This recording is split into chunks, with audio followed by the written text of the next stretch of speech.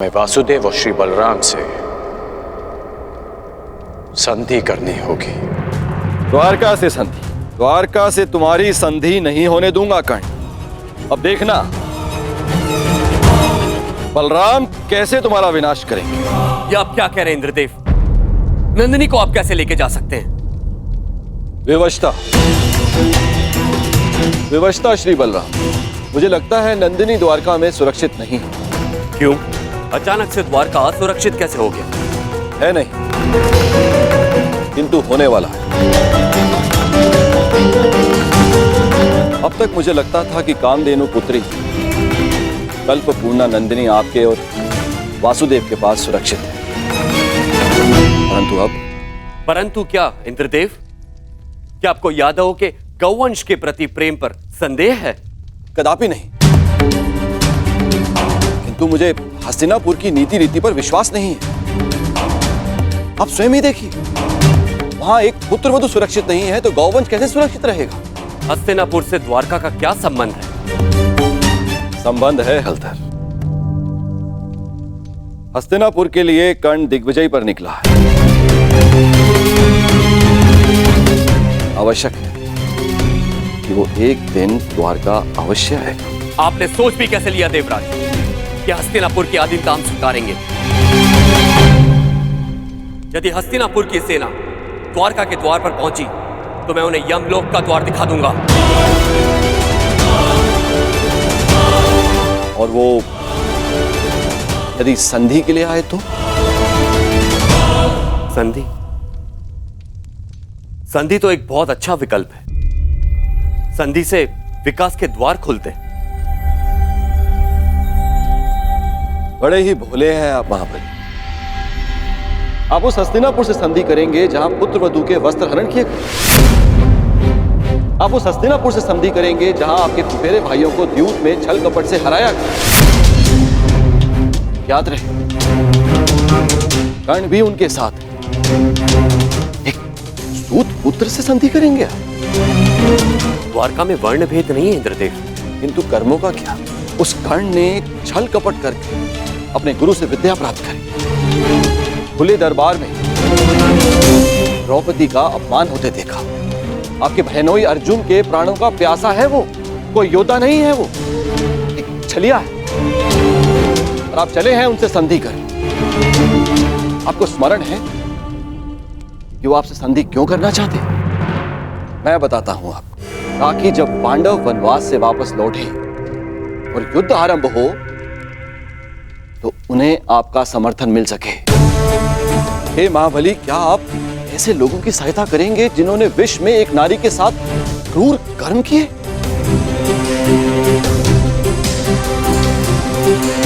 तो और क्या विकल्प हो सकता है इंद्रदेव? यदि कोई मित्रता का हाथ बढ़ाने के लिए आपके घर तक आए तो आप उसे कैसे ठुकरा सकते हैं? यदि मित्रता का अवसर ही ना दिया जाए तो? कैसे?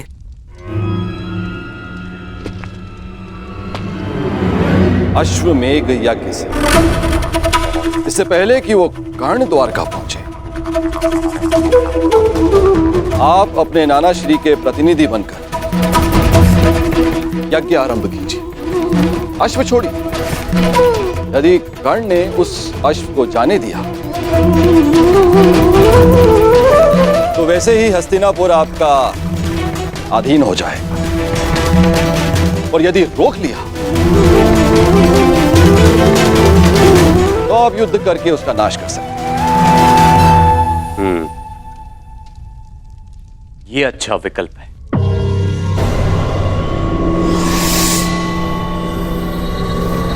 यदि ऐसा है तो मैं नंदिनी को आपके सानिध्य और आपकी सुरक्षा में छोड़ने के लिए तैयार हूं।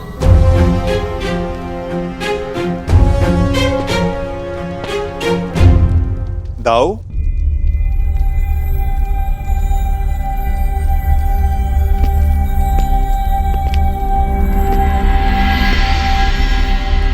बिना कर्ण की मंशा जाने उससे युद्ध करना मुझे उचित प्रतीत नहीं होता दाऊ।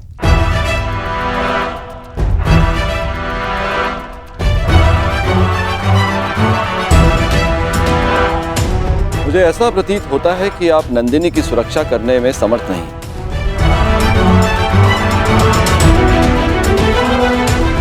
ऐसी स्थिति में आप उसे लौटा ही दीजिए। यदि नंदिनी यहां से गई तो द्वारका का अपमान होगा, जो मुझे स्वीकार नहीं। नंदिनी यहीं पे रहेगी।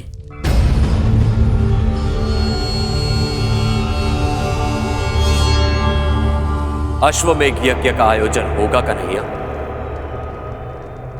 ये तुम्हारे ज्येष्ठ का आदेश है।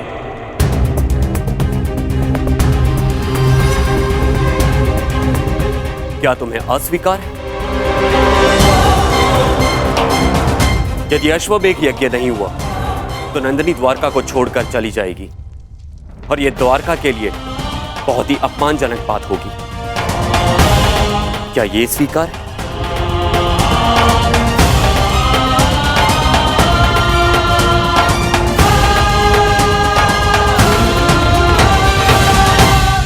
मैं आपके आदेश के परे कहां हूं दाऊ। जैसी आपकी इच्छा।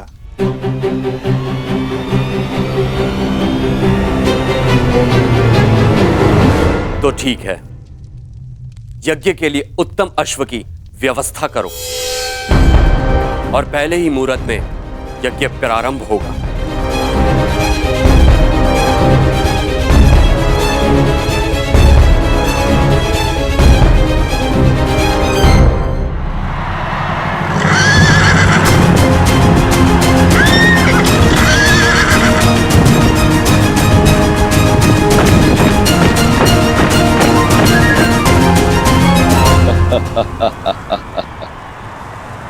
इसे कहते हैं समय का चक्र। हर मोड़ पर तुमने मुझे पराजित किया है कर्ण, लेकिन अब तुम्हारे पास कोई विकल्प नहीं। यदि द्वारका के अश्व को जाने दिया तो भी तुम्हारी पराजय होगी, और रोक दिया तो बड़े भ्राता बलराम तुम्हारा वध करेंगे, इसे स्वयं अनुज कृष्ण भी नहीं रोक सकेंगे।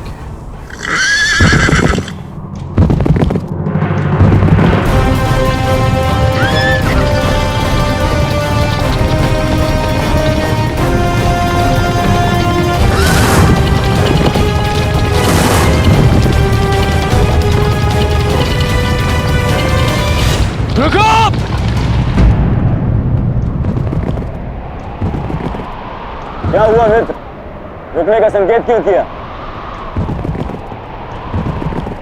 द्वारका के निकट ही है। अश्व के पश्चात के स्वर सुनाई दे रहे हैं युवराज। ये अश्व की नहीं, तुम्हारे पतन की पश्चात है ये कर्ण।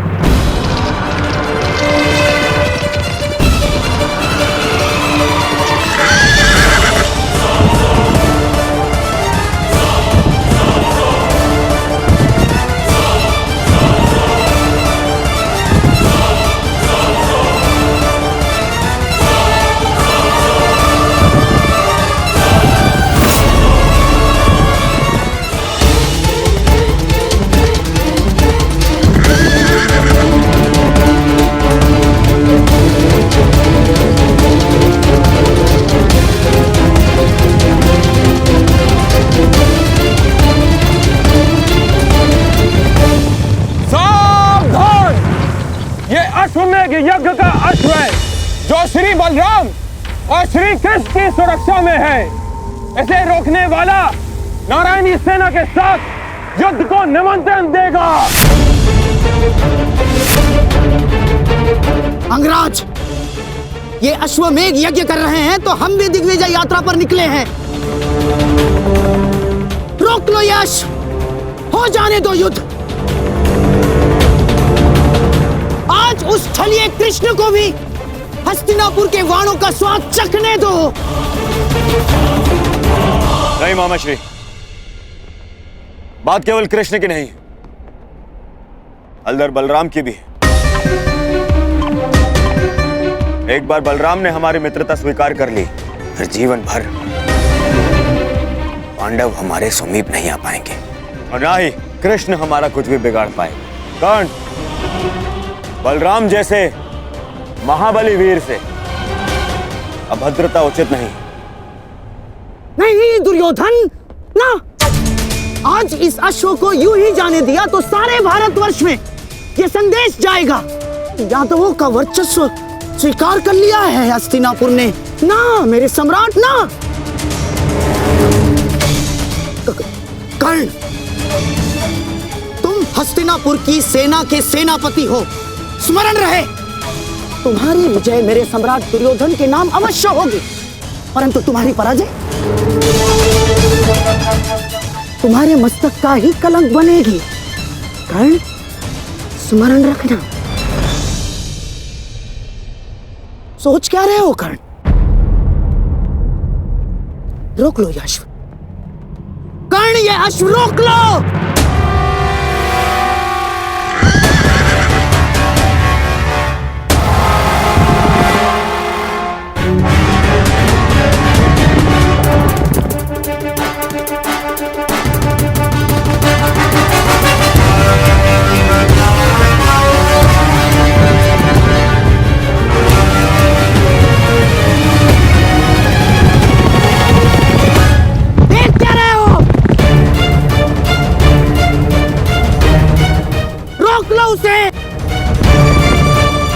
नहीं। कर्ण,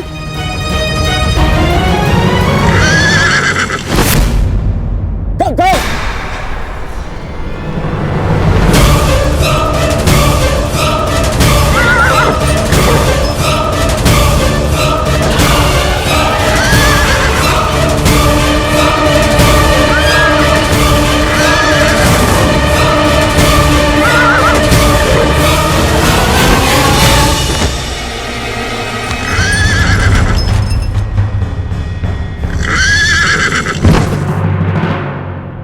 ये तुमने क्या किया मित्र? कब श्री बलराम का कोप सेना होगा हमें। अश्व को रोका गया है, आक्रमण!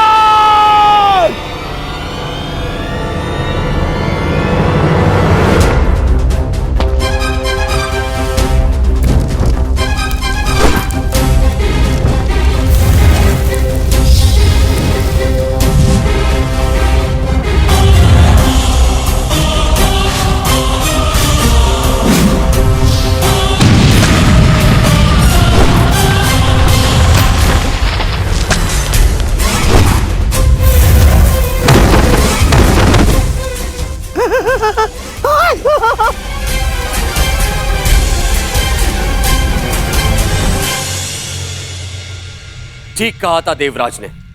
यह कर्ण बड़ा ही उद्दंड और दुस्साहसी है। द्वारका के अश्वों में एक यज्ञ के अश्व को रोका है उसने। हमारी सेना पर आक्रमण किया है उसने।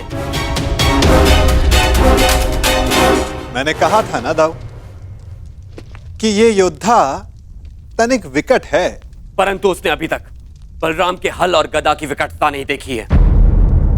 हस्तिनापुर को अपने हल की नोक से उखाड़कर भूमि में गाड़ दूंगा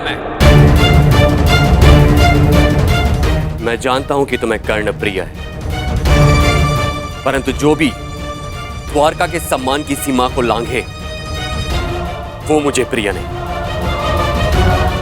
अब कर्ण को मेरा सामना करना ही होगा। अब जैसी आपकी इच्छा दाऊ।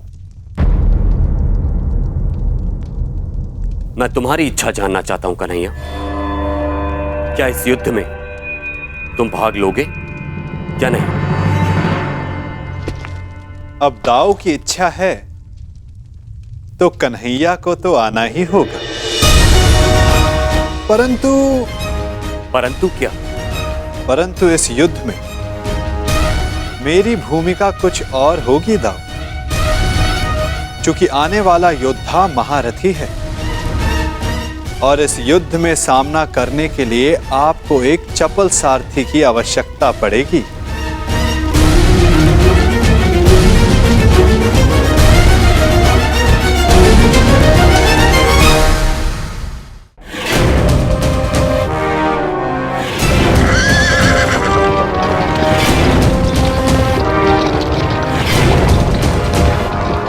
लो सम्राट,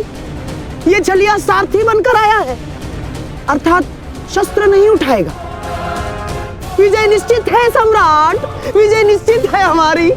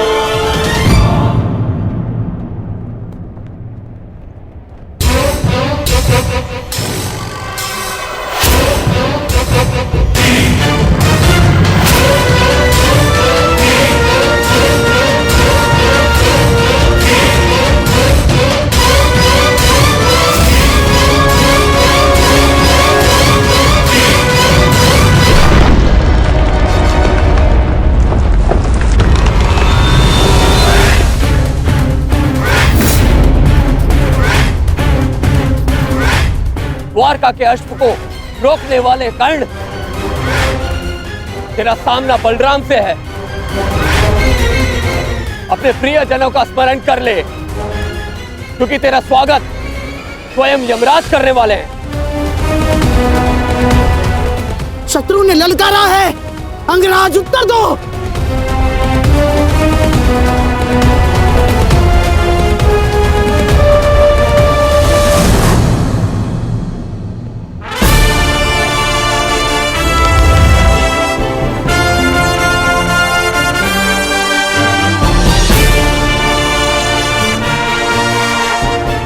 इस छलिए कृष्ण ने हमारे कई बनते काम बिगाड़े हैं दुर्योधन।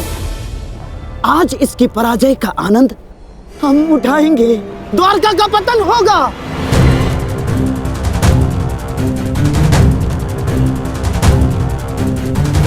और फिर तुम्हें पांडवों का कोई भय नहीं होगा, मेरे सम्राट, कोई भय नहीं होगा।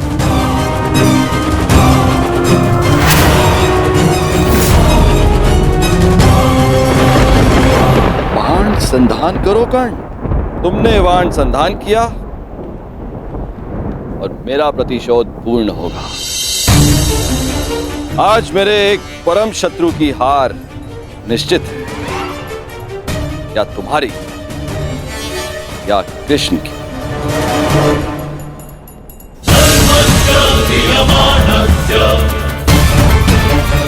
चला बाण चला कर्ण, ये तेरे बाण ही तेरी मृत्यु का कारण बनेंगे। देख रहे हो कन्हैया, जिस कर्ण से तुम्हें इतना स्नेह है वो कितना दृष्ट है।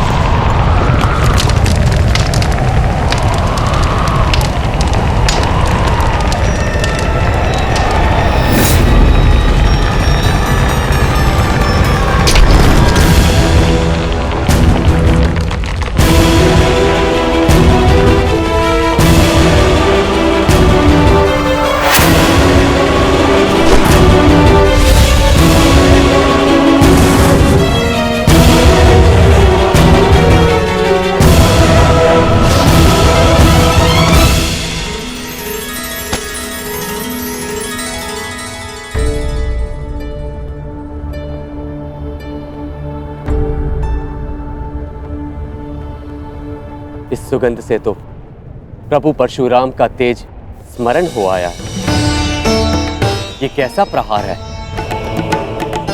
प्रहार नहीं, आभार है दाऊ।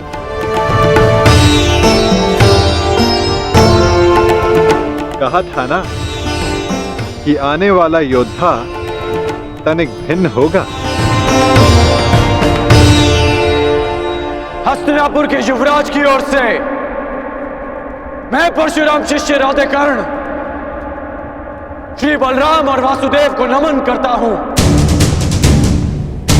शत्रु को नमन? जिस प्रकार आकाश में आया हर मेघ वर्षा नहीं लाता, उसी प्रकार आगे बढ़ने वाला हर पग शत्रुता का नहीं होता हलधर।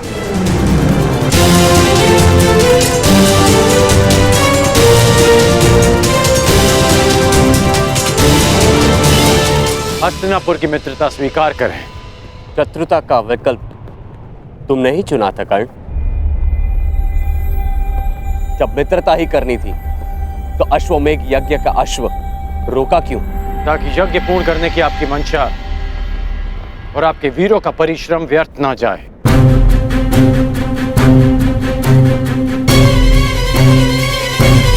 इस अश्व को ध्यान से देखिए। इस अश्व का दायां कान कटा हुआ है।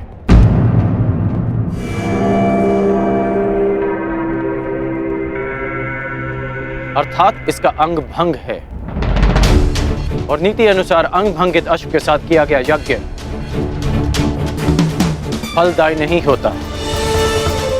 इसलिए मैंने आपके इस अश्व को रोका।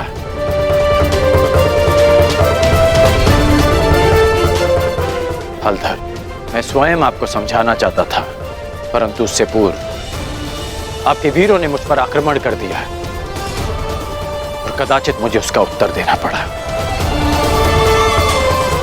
परंतु आपने स्वयं देखा होगा कि मैंने उन्हें केवल निशस्त्र किया, उनके प्राण नहीं लिए। तो तुमने मेरी सहायता करने के लिए अश्व रोका। अद्भुत, हम प्रसन्न हुए।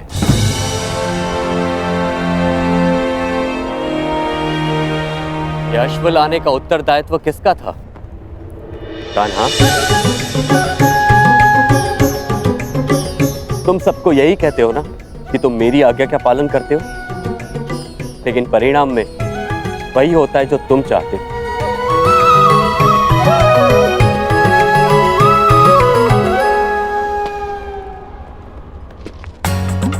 अब क्या करूं दाऊ, मेरा भाग्य ही ऐसा है। भाग्य नहीं, धूर्तता है तुम्हारी।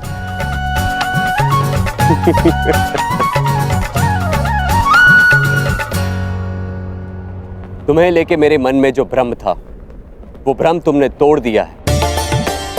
हम प्रसन्न हुए। कहो, क्या इच्छा है?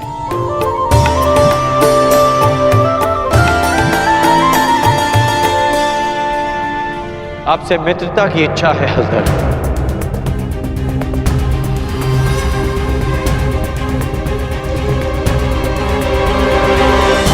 और एक आश्वासन भी बलराम, आवश्यकता पड़ने पर आप और आपकी सेना हस्तिनापुर की सहायता अवश्य करेंगे।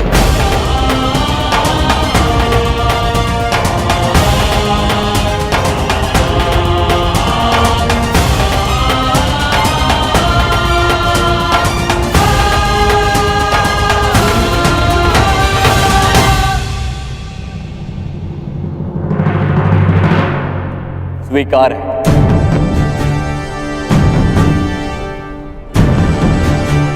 परंतु मैंने तुमसे कुछ मांगने को कहा था कर्ण। इस समय मेरा लक्ष्य युवराज दुर्योधन को सर्वशक्तिशाली बना देना है।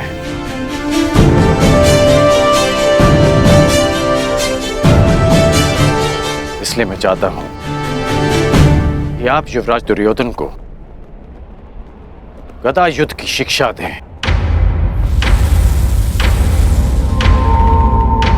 और इन्हें संसार का सर्वश्रेष्ठ गदाधारी बना दें। स्वीकार है।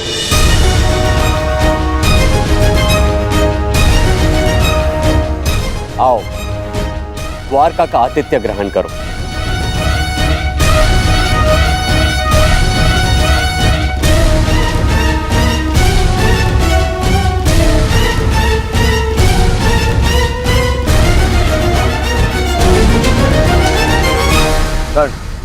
वरदान तुम्हें मिला था और तुमने उसे मेरे लिए उपयोग किया। आज तुमने एक बार फिर यह सिद्ध कर दिया कि संसार में यदि कोई मेरा सबसे बड़ा हितैषी है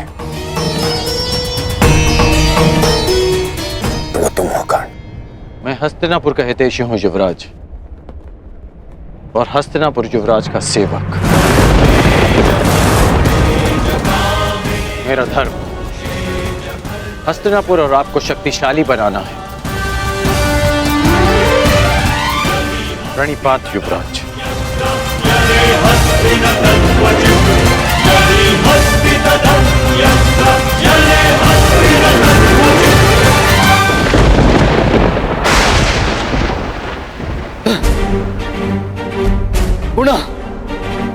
पुनः मेरे प्रयास आज सफल हुए। मेरे इतने कठोर परिश्रम के बाद भी उस कर्ण को द्वारका का समर्थन मिल ही गया। उस कर्ण की दिग्विजय पूर्ण हुई। अभी तक मेरे पुत्र अर्जुन को कुछ भी प्राप्त नहीं हुआ, कुछ भी नहीं।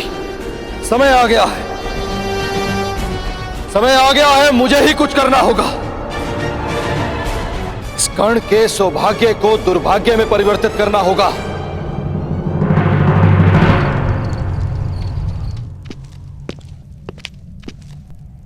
दिग्विजय पूर्ण हुई कर्ण।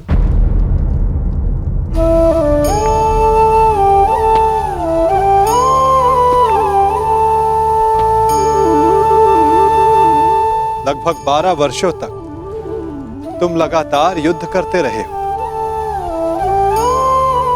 निश्चित रूप से थकान अनुभव हो रही होगी। विश्राम नहीं करोगे? मित्रा के लिए शरीर की थकान से अधिक मन की शांति होती है केशव। मेरा मन अशांत है। एक परिवर्तन का स्वप्न लेकर मैंने अपना जीवन प्रारंभ किया था। तू स्वयं ही परिवर्तित हो गया केशव।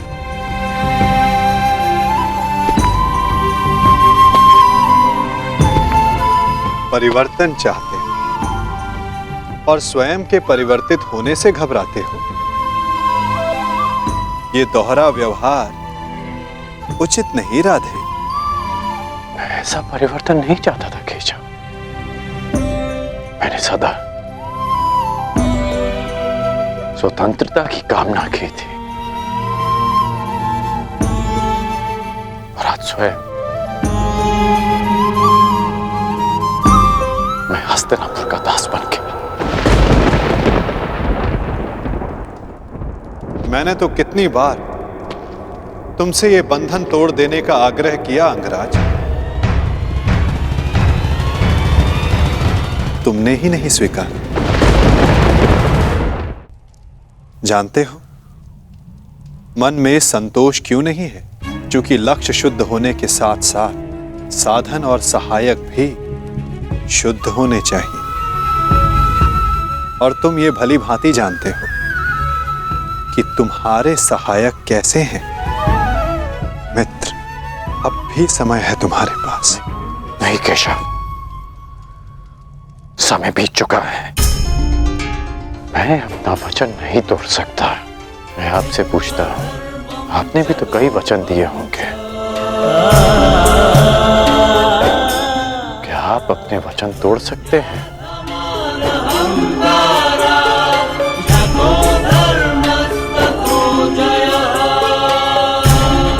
कौन जाने मित्र, भविष्य में क्या छिपा है।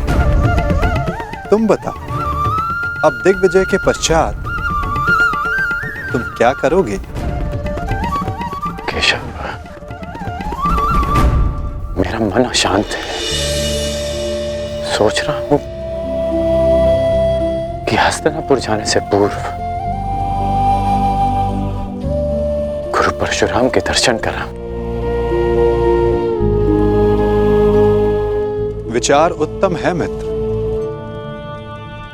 परंतु स्मरण रखना, कभी कभी अकेला यात्री मार्ग में भ्रम के जाल में फंस जाता है। प्रयास करना कि भ्रम के जाल में ना उलझ जाओ। केशव, जिस परिस्थिति में मैं हूं, कोई भ्रम मुझे क्या सताएगा।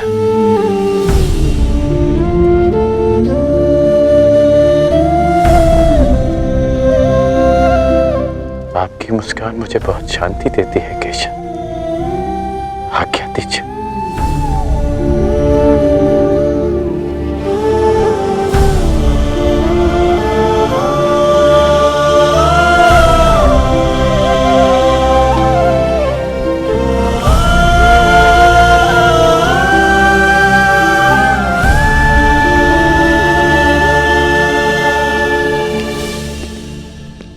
कभी कभी मनुष्य परिस्थितियों का खिलौना बन जाता है मित्र। कभी कभी मंतव्य शुभ होने पर भी गंतव्य पर कुछ अशुभ हो ही जाता है। इसीलिए यात्रा में सावधानी आवश्यक है। तनिक सी असावधानी बहुत बड़ी दुर्घटना को जन्म दे देती है। सावधान रहना मित्र।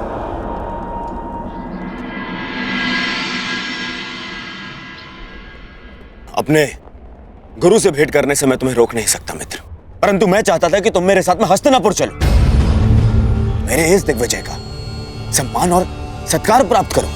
युद्ध में बाण धनुष से चलाए जाते हैं युवराज, परंतु विजय सदा योद्धा की मानी जाती है। उसी भांति दिग्विजय आपकी है। मैं तो केवल एक निमित्त मात्र हूं।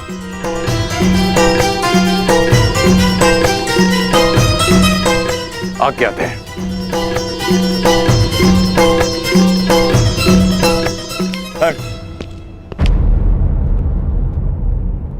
अपने मित्र को हार कर ये दिग्विजय अधूरी है मित्र। 12 वर्ष बीत गए। इन 12 वर्षों में तुमने मेरे लिए धनुष उठाए, परंतु कभी दृष्टि नहीं उठाई। ढाल बनकर मेरे शरीर की रक्षा की है, परंतु मित्र बनकर कभी गले नहीं लगाए।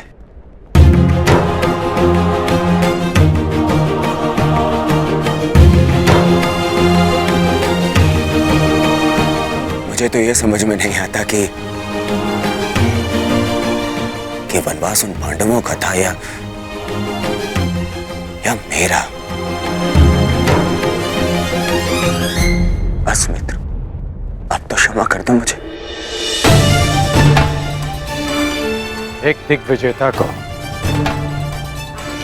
अपने सेवक से क्षमा मांगना शोभा नहीं देता युवराज।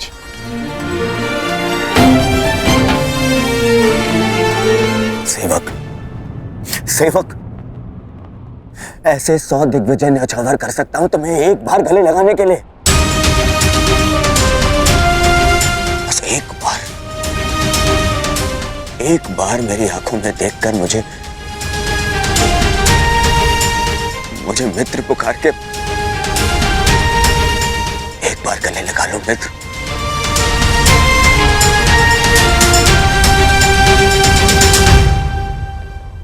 कदाचित एक बार उस मित्र की पुकार युद्ध भवन में भी सुन ली होती है आपने युवराज।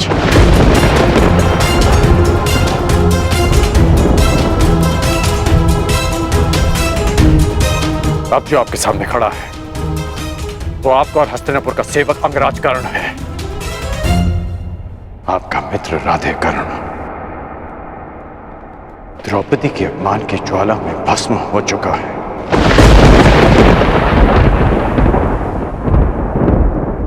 और जो भस्म हो जाते हैं वो किसी को गले नहीं लगा पाते।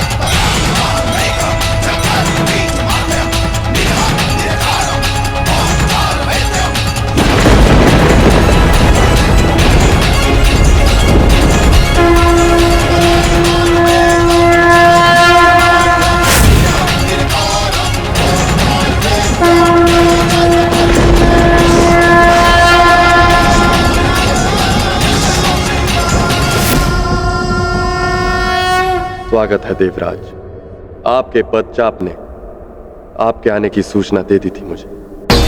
मेरे पश्चात तो आपने सुन लिए महादेव, परंतु 12 वर्षों से पुकार रहे मेरे पुत्र अर्जुन के स्वर आपके कानों तक क्यों नहीं पहुंचे? क्यों उसकी तपस्या का ताप आपके मन को नहीं पिघला सका? यदि अर्जुन आपका पुत्र ना होता तो क्या तब भी आप उसका कष्ट लेकर मेरे पास आते? स्वीकारता कि मुझे मेरे पुत्र से मोह, परंतु सबको होता है। अब स्वयं ही बताइए, क्या दोष है मेरे पुत्र अर्जुन में, या उसकी इच्छा पूरी कर सकने के योग्य नहीं? देवराज, वृक्ष पर लगे फल को खाने की इच्छा करने वाले को मात्र वृक्ष पर लगे फल को तोड़ने का परिश्रम करना पड़ता है। मोती की आकांक्षा करने वाले को सागर के तल तक जाने का परिश्रम करना पड़ता है। ठीक उसी प्रकार अमृत पीने की इच्छा करने वाले को भी गहन साधना का विष पीना पड़ता है। आपका पुत्र मुझसे पशुपतास्त्र की इच्छा रखता है। यह विध्वंसकारी अस्त्र उसे देने से पहले यह जान लेना आवश्यक है कि क्या वो उसके योग्य है। शक्तियों के साथ साथ उत्तरदायित्व भी बढ़ता है।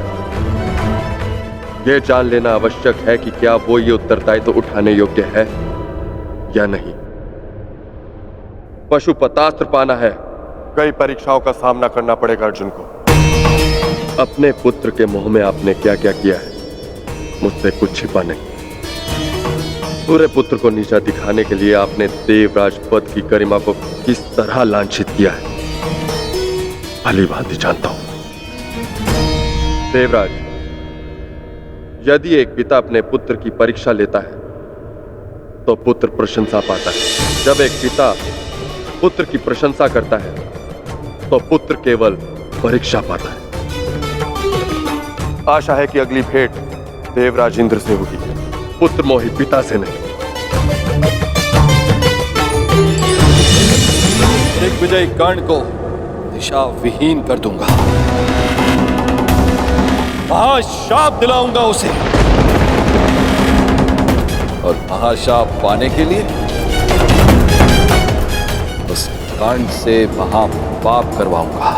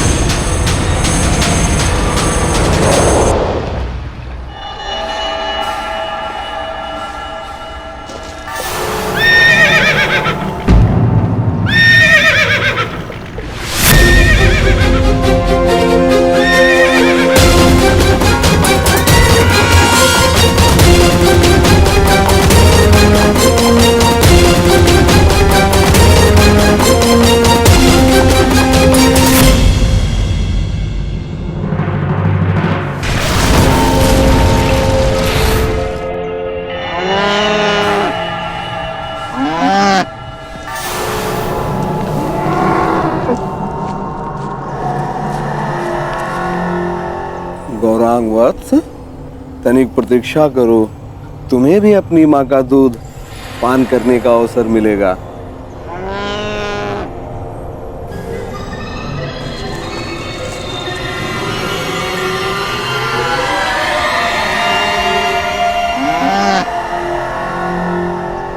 क्या है श्यामा, इतना भयभीत क्यों? मैं हूं ना तुम्हारे साथ। हाँ?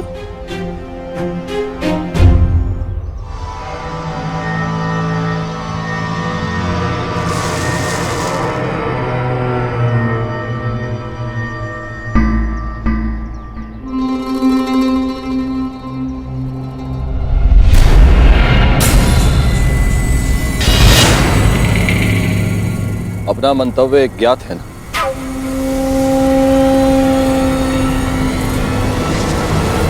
लगता है तुम्हें भूख लगी है। अभी मैं तुम्हारे लिए चारा लेके आता हूं, ठीक है?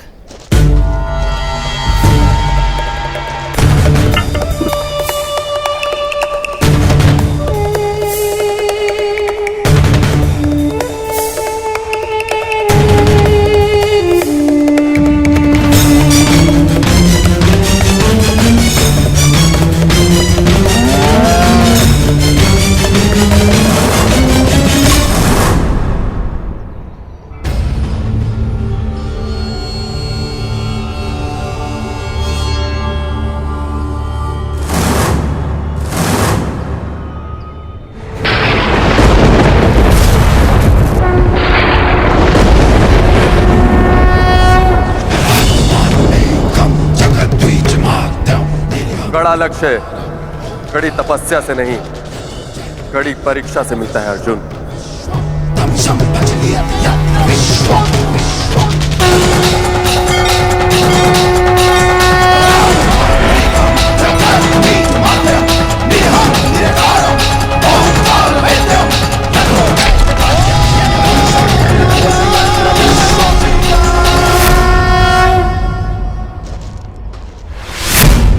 गौरांग, गौरांग,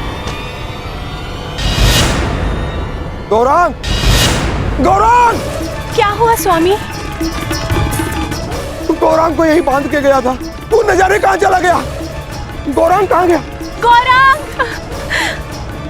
अगर वो नहीं मिली तो श्यामा अपने प्राण त्याग देगी, और आप तो जानते ही हैं स्वामी कि श्यामा हमारे जीवन का एकमात्र सहारा है। हे प्रभु, अनजाने में कौन सा ऐसा कर्म हो गया इसका फल आप मुझे इस तरह दे रहे हैं। तुम्हारे पाप का फल नहीं है ये ब्राह्मण, ये तो केवल कर्ण के महाश्राप का प्रारंभ है।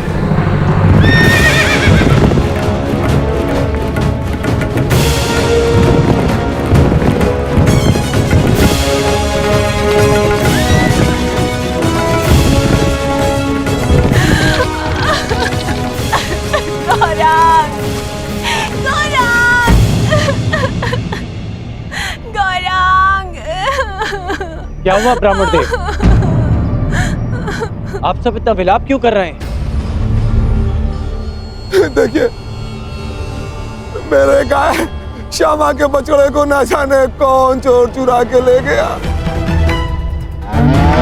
अगर मेरा गौरांग नहीं मिला तो ये बेचारी छटपटा कर अपने प्राण त्याग देगी।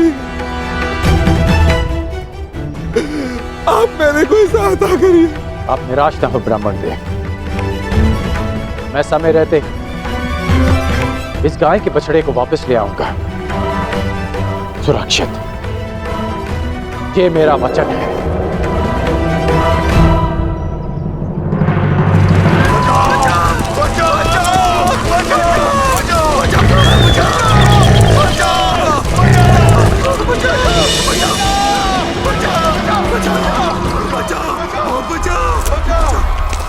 हे तपस्वी, अपनी तेज के प्रयोग से इस भयंकर प्राणी से हमें त्राण दिलाओ।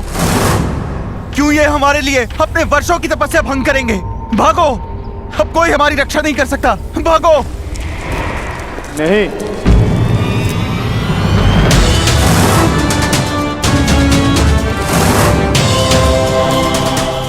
एक क्षत्रिय के लिए किसी की रक्षा करना किसी भी तपस्या से अधिक आवश्यक है। मैं वचन देता हूं, इस हिंसक पशु से मैं आपकी रक्षा करूंगा। तपस्या भंग हो जाए, परंतु कौंतेय का क्षत्रिय धर्म भंग नहीं होगा।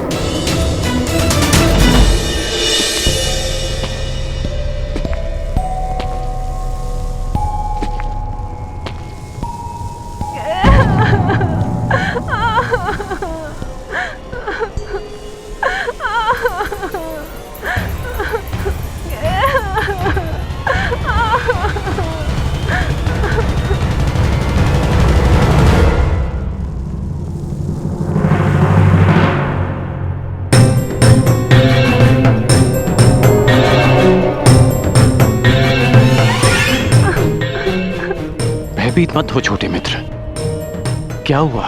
तुमने कुछ देखा? एक बछड़ा राक्षस के हाथ में। किस ओर गया वो? किस दिशा में?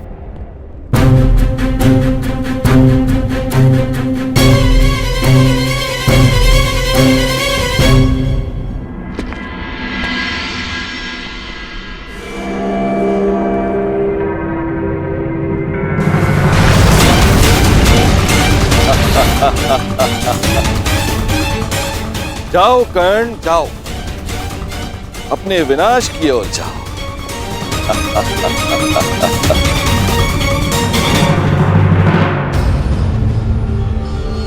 क्षमा कीजिए महादेव, आपकी तपस्या बीच में छोड़कर जा रहा। तपस्या पुनः कर लूंगा, परंतु मेरे होते हुए किसी निर्दोष के प्राण जाएं, ये द्रोण शिष्य कुंती अर्जुन नहीं होने दे सकता।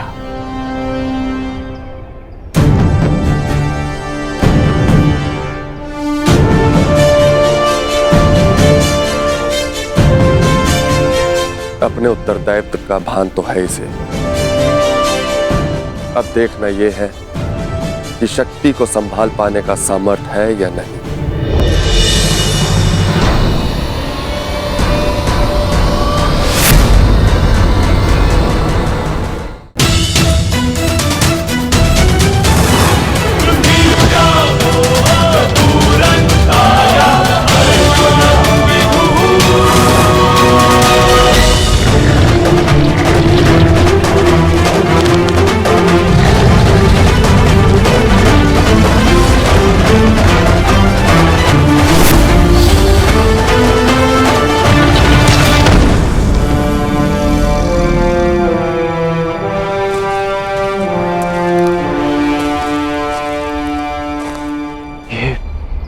दूसरा बाण किसका है? ये बाण मेरा है।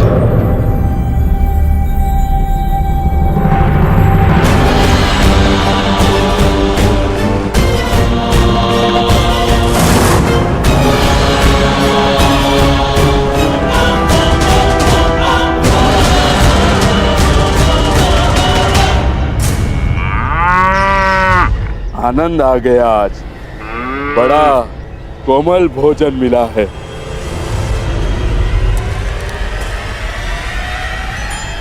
सावधान!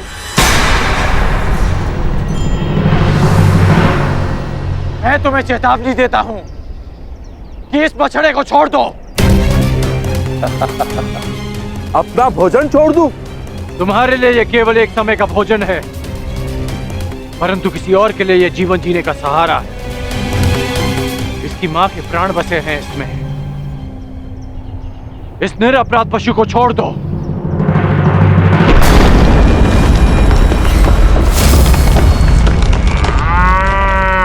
ये मेरा भोजन है, नहीं छोड़ूंगा इसे। मैं तुम्हें वचन देता हूं कि मैं तुम्हें भरपेट भोजन करवाऊंगा। बड़े दानवीर हो, परंतु मैं राक्षस हूं। बल से अपना खेत करता हूं, नहीं छोड़ूंगा इसे। और मैं इसे लेकर ही जाऊंगा। तो तुम्हें इसे प्राप्त करने के लिए मुझसे युद्ध करना होगा मनुष्य। ये लक्ष्य मेरा था, तुमने बाण क्यों चलाया? इसका नाश करना मेरा कर्तव्य था। अब प्रश्न ये उठता है कि लक्ष्य किसने पहले भेदा और किसका कर्तव्य पहले पूरा हो। इसका वध तो मेरे बाण ने किया, परंतु आप इसे ले जा सकते हैं महोदय। ये मेरे किसी काम का नहीं।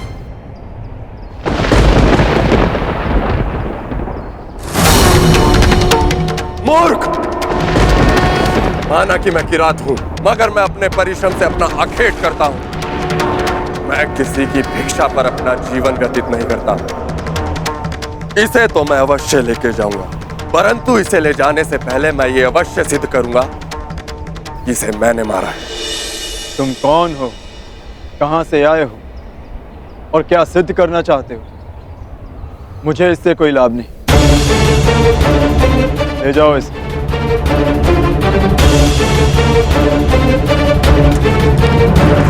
रुको!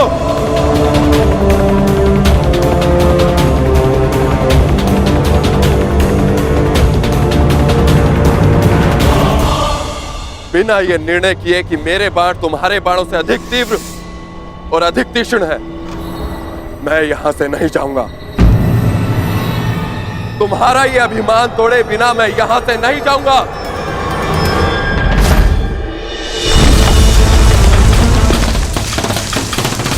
तुम मुझे युद्ध करने के लिए विवश कर रहे हो।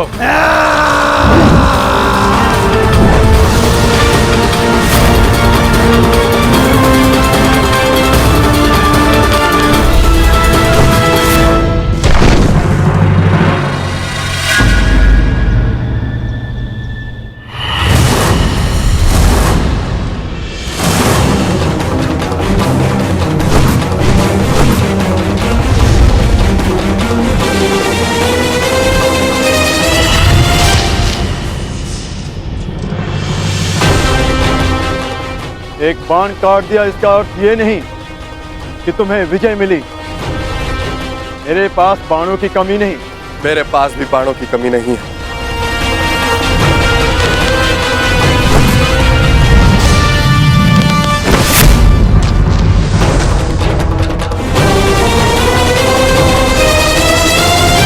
तुम्हें केवल अपने बाणों पर घमंड है योद्धा, किंतु मेरे पास बाणों के साथ साथ और भी शस्त्र हैं।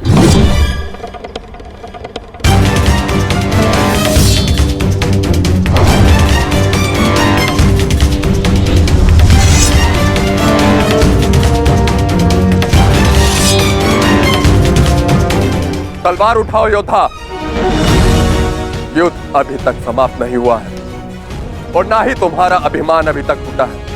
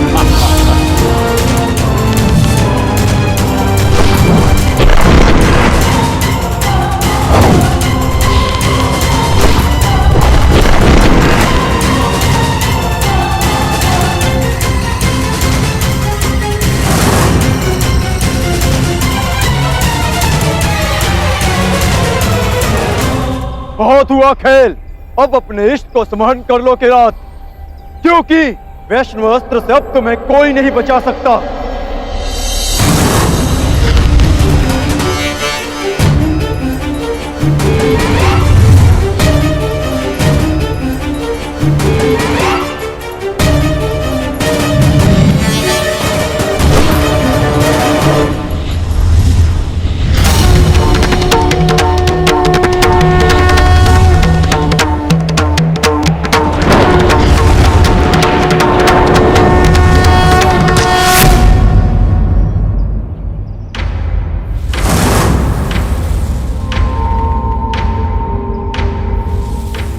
महान वैष्णव अस्त्र ने एक साधारण किरात का सम्मान किया, परंतु क्यों?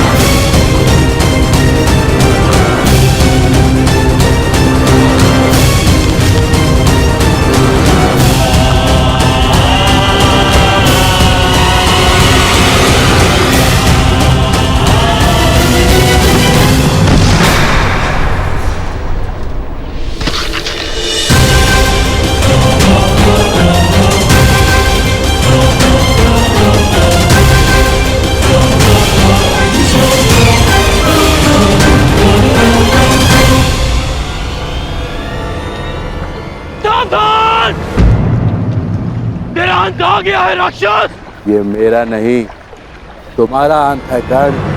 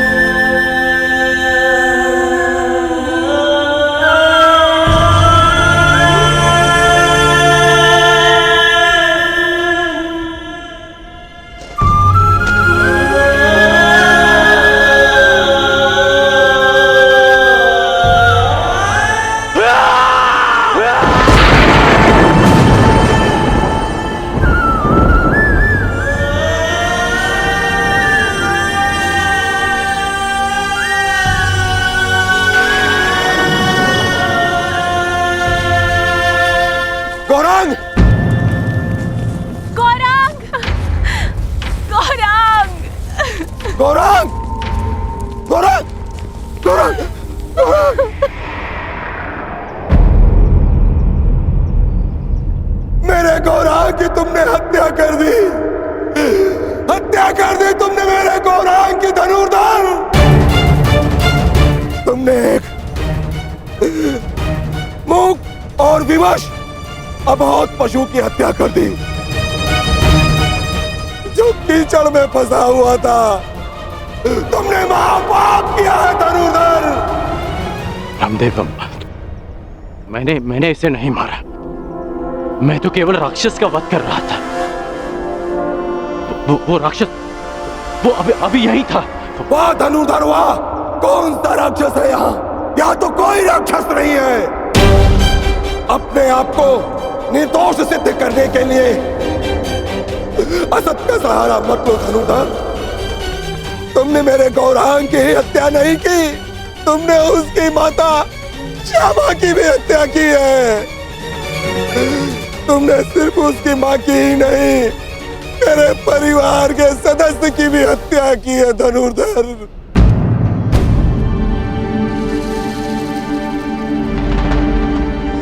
ब्राह्मण देवा, आपको भ्रम हो रहा है। भला मैं क्यों मारूंगा इसे?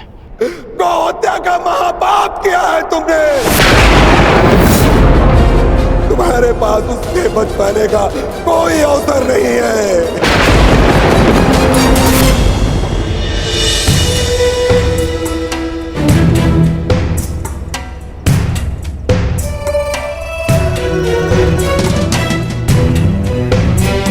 ये तो वही पुष्पहार है जो मैंने शिवलिंग को अर्पित किया था।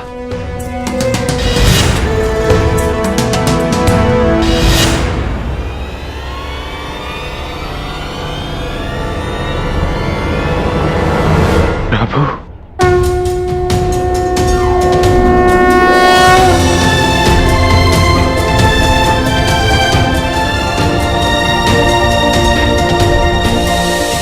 मुझे क्षमा कर दीजिए प्रभु। मैं आपको पहचान नहीं पाया, आपको पहचान नहीं पाया प्रभु, मुझे क्षमा कर दीजिए।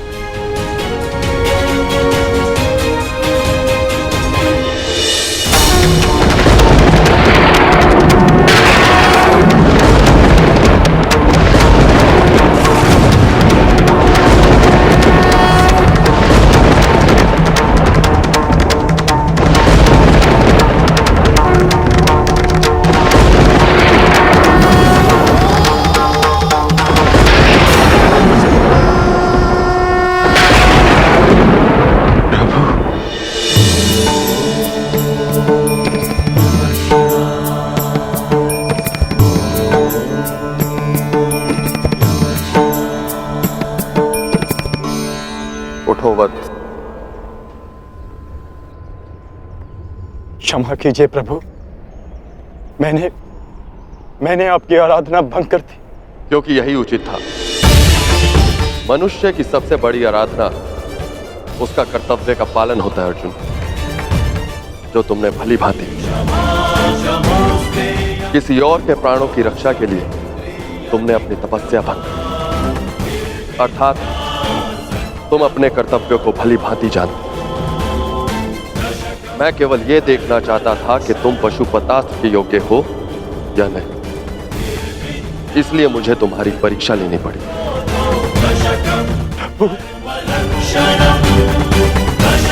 और तुम इस परीक्षा में सफल हुए अर्जुन। मैं तुम्हें प्रसन्न मन से पशुपतास्त्र प्रदान करता हूं अर्जुन।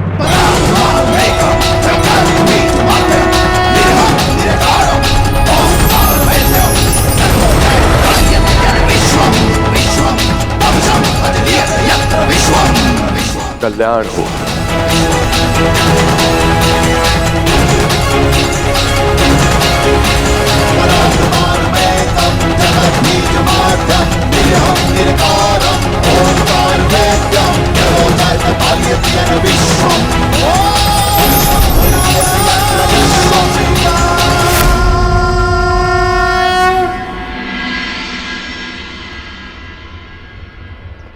आप सब दुखी मत होइए ब्राह्मण देव। मैं मानता हूं आपके अनजाने में मुझसे पाप हुआ। मैं आप सबकी पीड़ा समझ सकता हूं।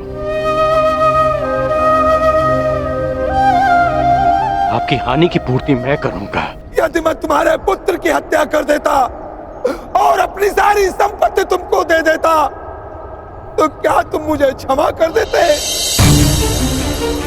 कदापि क्षमा नहीं करोगे तुम। तुमने महापाप किया है। मैं अग्निहोत्र ब्राह्मण विजय तुम्हें श्राप देता हूं। श्राप!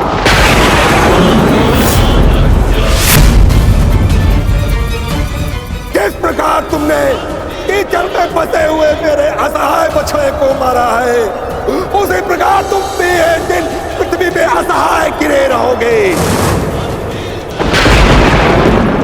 और तुम्हारी कोई सहायता नहीं करेगा।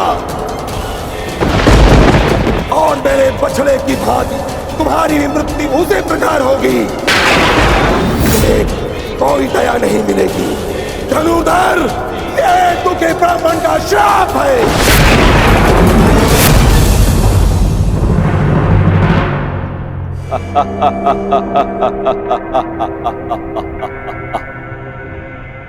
सूर्य पुत्र कर्ण, सूर्य पुत्र, अभिशापित कर्ण, अभिशापित। आज मेरे मन में जल रही प्रतिशोध की अग्नि को थोड़ी सी शीतलता प्रदान हुई। है अभिशापित कर्ण, तुमने मेरे गर्व पर प्रहार किया, मेरे आत्मसम्मान को ठेस पहुंचा, मुझे युद्ध में पराजित कर पीड़ा दी और मैंने तुम्हें पराजित करने की भूमि का निर्माण की।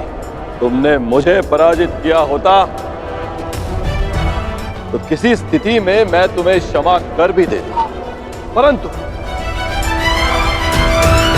तुमने मेरे पुत्र अर्जुन के विरुद्ध खड़े होकर अपने जीवन की सबसे बड़ी भूल की है। जब तक तुम्हारा संपूर्ण विनाश नहीं हो जाता तब तक ये देवराज इंद्र संतोष से विश्राम नहीं करेगा। धनुर्धर, मेरा श्राप कभी व्यर्थ नहीं जाएगा। गौ हत्या के पाप का दंड तुम्हें हमेशा डसता रहेगा, डसता रहेगा।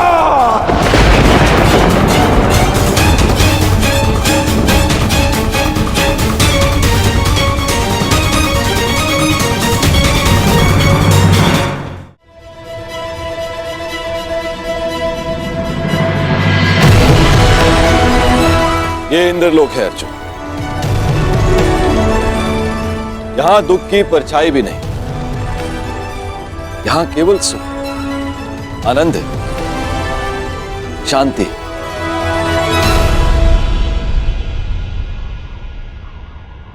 क्षमा कीजिए पितादे, मेरे भाई वहां पीड़ा भोगे और मैं यहां आनंद करूं, ऐसा कैसे हो सकता है? हमें अपनी प्रतिज्ञा पूर्ण करनी है, महायुद्ध करना है। स्त्री के अपमान का प्रतिकार करना है मुझे। अर्जुन, उस प्रतिकार को पूर्ण करने के लिए तुम्हें कुछ दिव्य अस्त्र की आवश्यकता पड़ेगी अर्जुन। उनकी दीक्षा देने के लिए ही मैं तुम्हें यहां लाया हूं। आओ अर्जुन, आरंभ कर।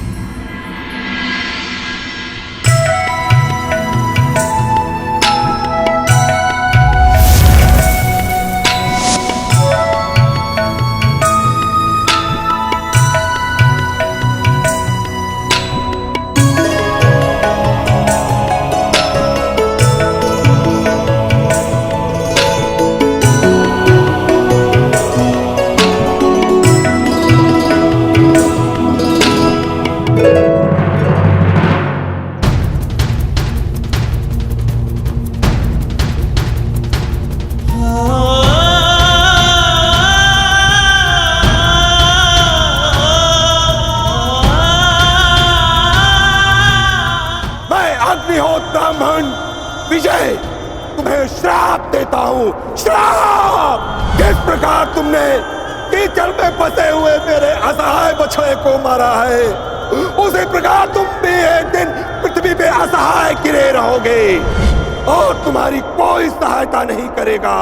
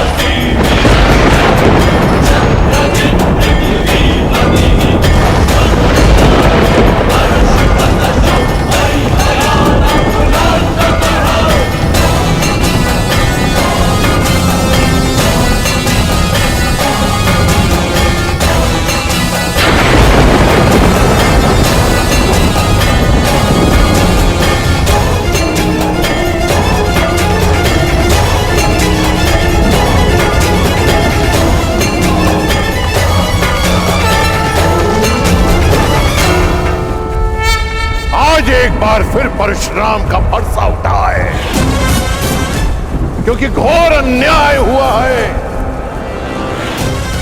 मेरे शिष्य को अकारणी श्राप दिया गया है। मैं पूरे संसार का सर्वनाश कर दूंगा, मैं ध्वंस कर दूंगा। आज संसार में प्रलय आएगी, नरसंहार होगा। 21 बार इस धरा को क्षत्रिय विहीन कर देने वाला परशुराम एक बार फिर इस धरा को मानव विहीन कर देगा।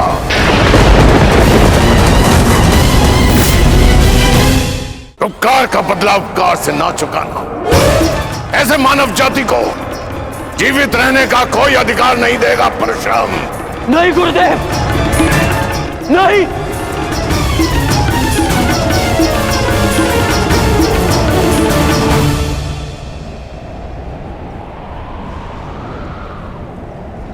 ऐसा अनर्थ मत करिए गुरुदेव, शांत हो जाइए।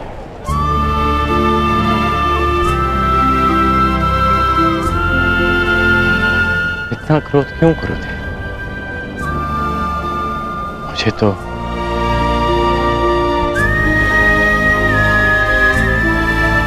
श्राप और उपेक्षा का अभ्यास सा हो गया है, और एक श्राप थोड़ी ना मिला है मुझे। मेरा जीवन तो प्रारंभ से अभिशप्त रहा है, और आपने भी तो मुझे श्राप दिया है गुरुदेव। मैं जमदग्नि पुत्र परशुराम तुम्हें श्राप देता हूँ। मेरे द्वारा दिए गए दिव्यास्त्रों का आवाहन नहीं कर पाओगे, ये मेरा श्राप है। उसी अपराध की अग्नि में तो परशुराम अभी तक जल रहा है पुत्र। ऐसा कहकर मुझे पाप का भागी ना बनाए। मां की मार और गुरु की फटकार, जीवन में इससे बड़ा प्रसाद नहीं हो सकता। और वैसे भी गुरुदेव, कोई भी श्राप और कोई भी पीड़ा मेरे भाई शोन की मृत्यु से अधिक नहीं हो सकती। मुझे परिवर्तन चाहिए, न्याय चाहिए, समानता चाहिए गुरुदेव। और इस न्याय, परिवर्तन और समानता को पाने के लिए मैं एक श्राप तो क्या, सहस्त्र श्राप सह सकता। मोक्षे च फलदर्शनम् कोई श्राप आपके इस शिष्य को अपने लक्ष्य से, अपने कर्म पथ से हटा नहीं सकता गुरुदेव।